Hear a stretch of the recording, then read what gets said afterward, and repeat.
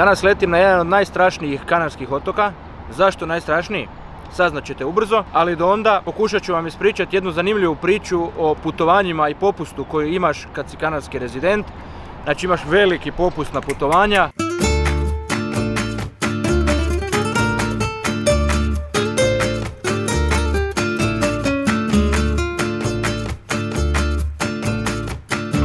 Radi se o tome da je prije par godina španjolska vlada zbog valjda izoliranosti otoka i nemam pojma čega, valjda ljudi više nisu htjeli živjeti tu, dodana neki zakon u kojem su dali rezidentima 75% popusta na sva putovanja. Brod, avion, sva prevozna sredstva, što je super.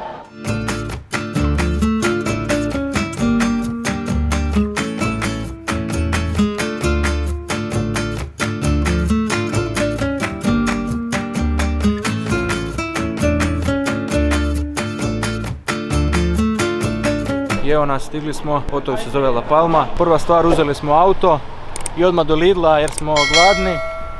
Otok na prvu top. Imaju 3 stvari po kojima je ovaj otok najpoznatiji. I krenut ćemo lagano, jedna po jedna, da ne odmah spoilam sve. Tako da jedna po jedna stvar, da prođemo sve ovih 2-3 dana, superiška.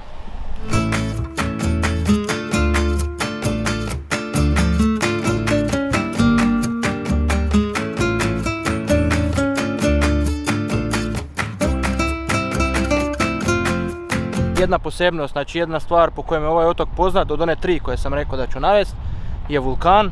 Svi znamo, čuli smo o tome da je prošle godine negdje u 9. mjesecu eruptirao jedan od vulkana na otoku. Znači bilo je veliko sranje, 1000 kuća spaljeno i tak dalje.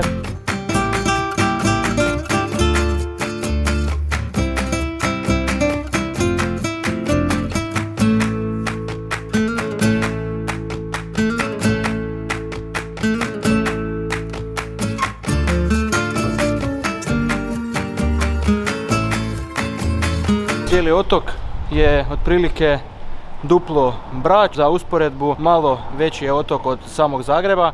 Na otoku živi oko 90.000 ljudi, što nije puno, nije ni malo, zapravo je puno za lokaciju, ali sad smo tu u glavnom gradu koji nema puno stanovnika, ima možda par tisuća. Prelijep gradić sa nekom starom arhitekturom.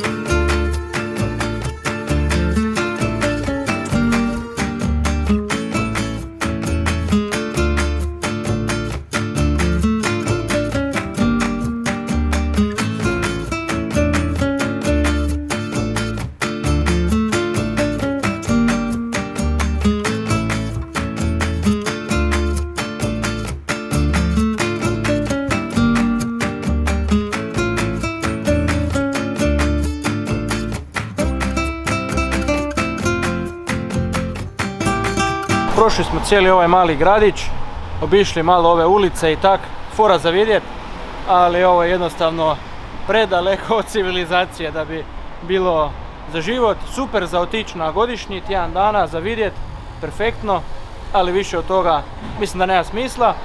Navodno smo uzeli kuću negdje blizu mora, odnosno oceana, negdje s pogledom na ocean. Nisam ja organizirao ovaj put ništa, ja sam totalno u mraku, ne znam uopće koji je plan puta, ja samo idem i snimam.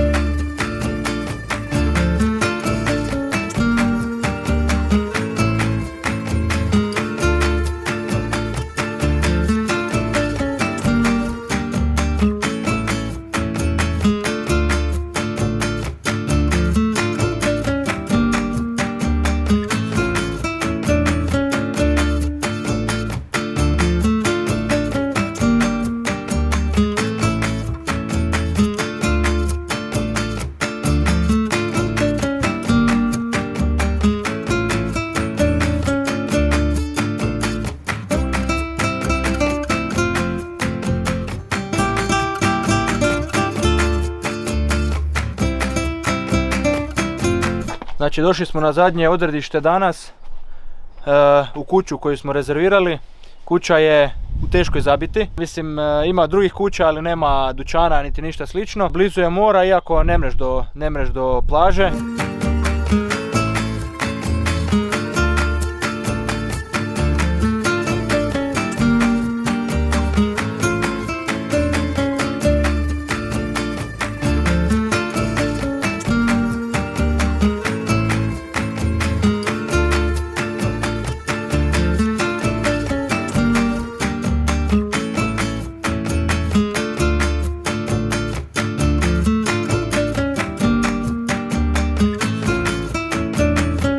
Je bolesna.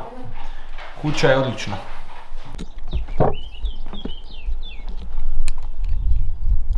Kad se probudiš dosta rano, onda te priroda nagradi sa jako dobrim izlaskom sunca.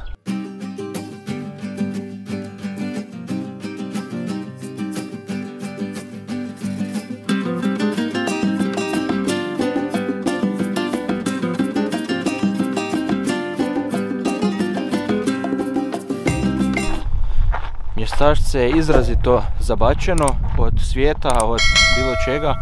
Ljudi žive tu jer vidim neki frajer je ujutro radio u vrtu, ali ne znam kaj se tu događa jer je baš zabačeno i svaka čast ljudima koji tu žive, baš su daleko od svega.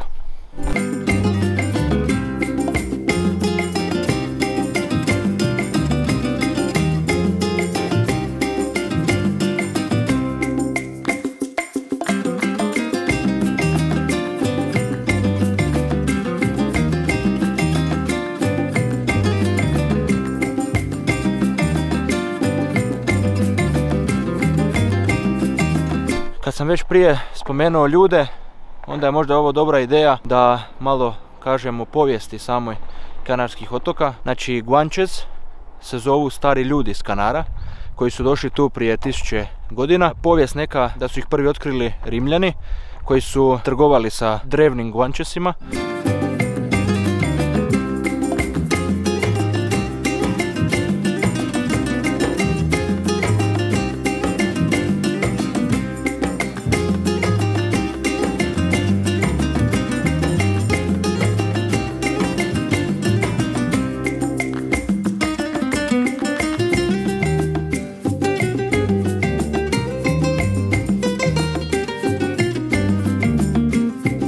Postoji jedna teorija kao da su Kanari ostavština drevne Atlantide koja je nestala.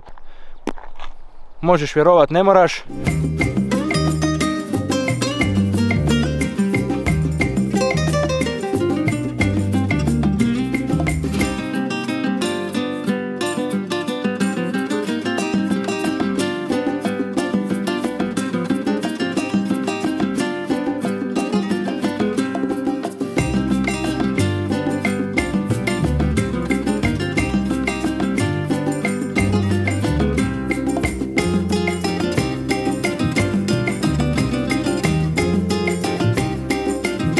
Stali smo na jedan mirador iznad doline u kojoj je lava učinila svoje.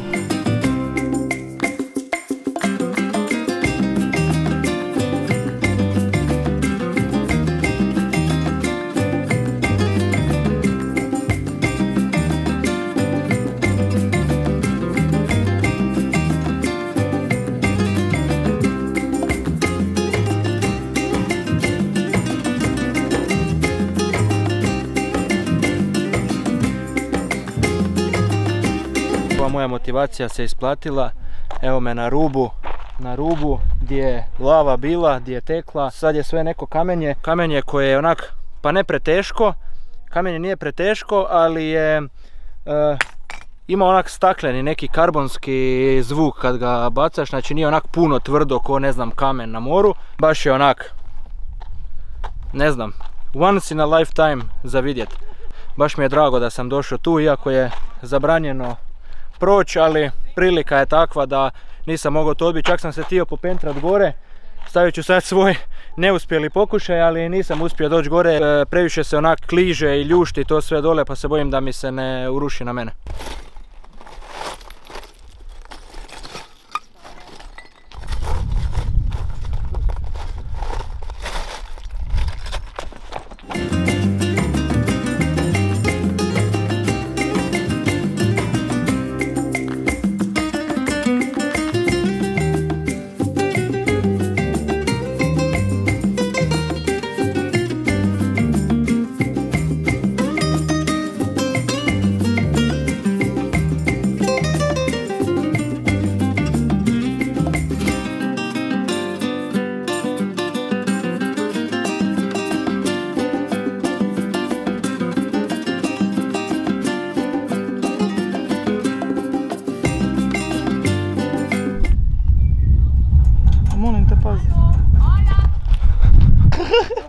Pardona.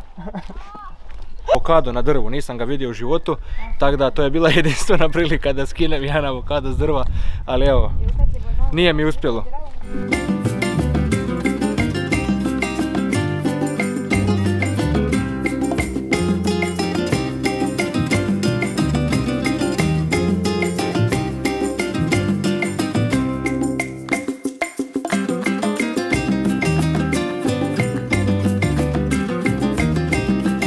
Druga najpoznatija stvar sa La Palme, banane. Na La Palmi ima najviše plantaža banane od svih Kanarskih otoka. La Palma je glavni izvoznik banana.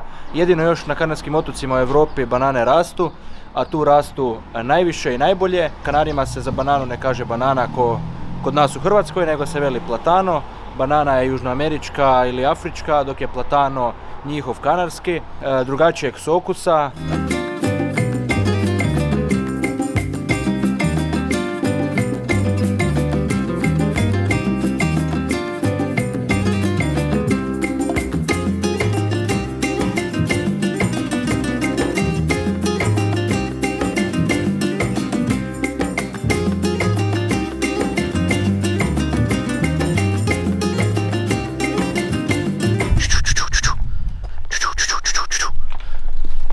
I želja mi je bila otići na jednu od plantaža banane, ima jako puno guštera tu, znači želja mi je bila otići na jednu od plantaža banane i vidjeti bananu uživo, izbliza, kako to izgleda kad raste i možda ubrati jednu s drveta. Ima jako puno ogromnih guštera. Nažalost, banane su još zrele, prezrele za branje, tako da morat ću svoju berbu pričekati za neki drugi put, na nekom drugom otoku očito.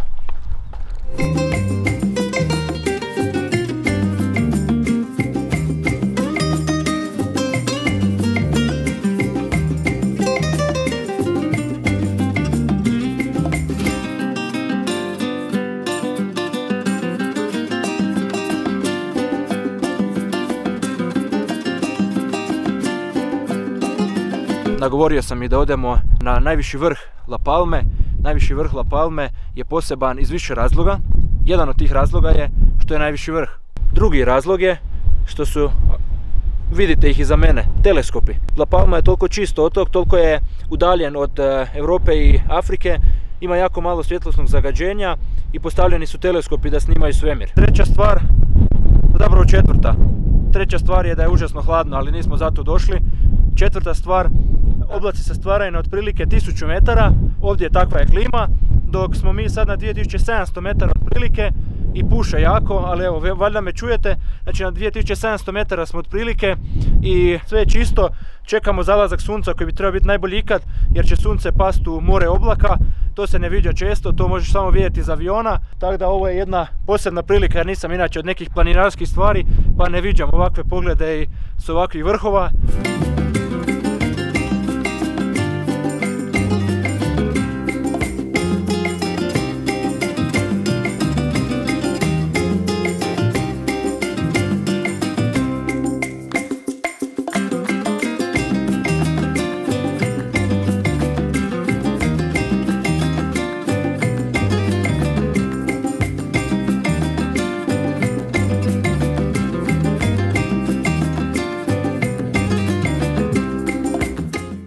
Sad je vrijeme za još jedan obilazak otoka, drugog dijela, južni dio. Ostao nam je najjužniji dio otoka, da vidimo. Treća stvar koja je zapravo najzanimljivija, moram vas za to odvesti malo ponovo u povijest. Radi se o tome da su španjolski konkvistadori kad su išli u Srednju Ameriku naselili današnje područje Kube. Tu su stekli znanja valjda o duhanu, naučili ga rolat, sušiti i sve ostalo.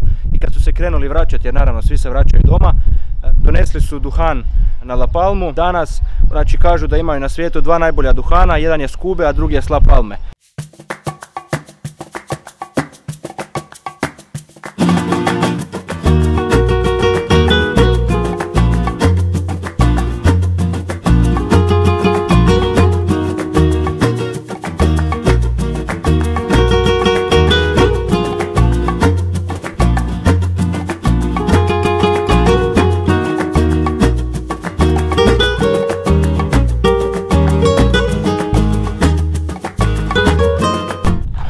Prošli smo kroz gradić koji je glavna destinacija za duhan. Nažalost, nedjelja je, 1. maj, ne radi niš.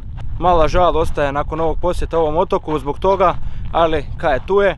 Za jedno par sati moramo biti na aerodromu, a sad idemo još pogledati vulkan jedan na južnoj strani otoka. Znači ima, ne znam, jedno 5-6 vulkana tu na La Palmi.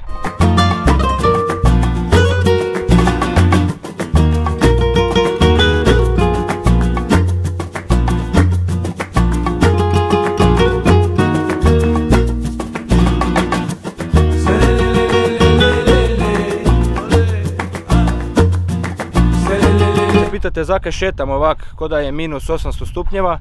Nije minus 800, jako je vruće. Moja slobodna procjena nekih 35 otprilike. Šetam ovak zato jer nemam kremu za sunčanje.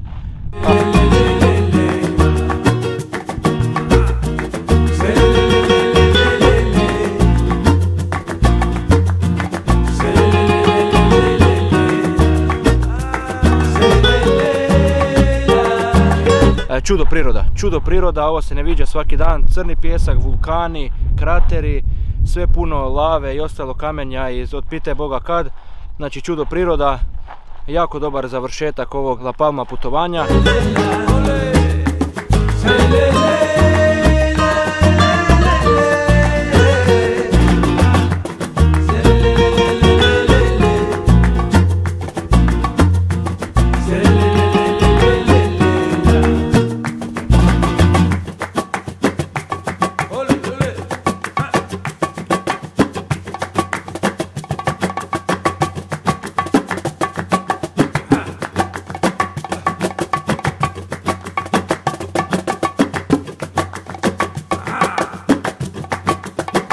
I evo ga, ovaj izlet se približio kraju, na aerodromu smo ponovo da se check-inamo, uzmemo karte i pićemo nazad u Las Palmas.